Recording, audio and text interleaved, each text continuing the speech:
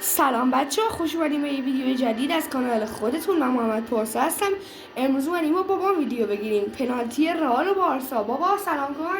سلام، وقتتون بخیر، امیدوارم خوش بگذره. بریم بچه ها، پنالتی رئال و بارسا. من بارسلونا و بابا هم که مادرید. برو بریم ببینیم که چندیم. بچه های بارسا فن تو کامنت ها بنویسن ویسکای بارسا و رئال فنا بنویسن حال مادرید. ببینم طرفدار کدومتون بیشتره. بچه ها مطابق معمول ترکیبمون رو خب حالا هر جوری که بخوایم میچینیم و دیگه بزن بریم. خب پنالتی اولا میخواد بابام بزنه. بابا این لحظه نزن. بچه ها چون بابام میخواد نشونه بگیره من رو منور میکنم، هر وقت زد به من میگه بابا بزن. زدی بزن بگو. زدم. بسم الله الرحمن الرحیم. فکر کنم وای یس زد اوت.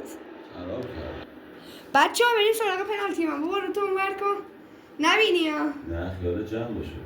بچه ها بریم که یه پنالتی خوشگل با لیونل مسی بزنیم. من میزنم اینجا، به نظرم خوبه. بابا زدم.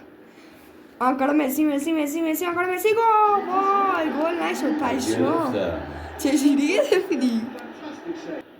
بریم سراغ پنالتی بابام که میخواد با بازم من رو میکنم میخواد با رو دیگه وای خاطی کردم. بریم بزنیم و پنالتی رو که ببینیم بابام چیکار کنه. بابا بزن. زدم. نزدی، اشتباه زدی. زدم. خب ببینیم کدوم وری میزنه. حالت پاشو میخوام ببینم. چپ میزنه. یس زد اوت. بنازم. خب نوبت منه با گریزمان. بابا رو تو اونور کن. خب صورت کردی حالا. بریم.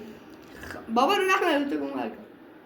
کجا بزنم؟ من میزنم اینجا. بابا بیا. گریزمان و وای گرفت. و پنالتی بابام با بنزما. زدی بگو. زدم. خب برو بریم ببینیم که چندیم. بنزما و گل. نقاط پنالتی منه با دیونگ. بابا رو تو اونور کن. بچه من اینه دیگه میزنم این ور. ایشالله که گل بشه. بابا بیا دیگه. ایشالله که گل شه با دیونگ جونم. وای گرفت. پنالتی بابام با لوکا مودریچ. بابا زدی بگو. زدم. وای میزنه چپ وای زد راست.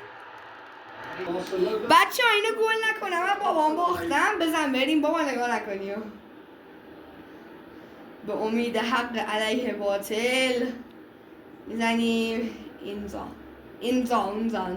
زدم. بسم الله الرحمن الرحیم. عثمان دمبله. وای گرفت. نه بابام برد.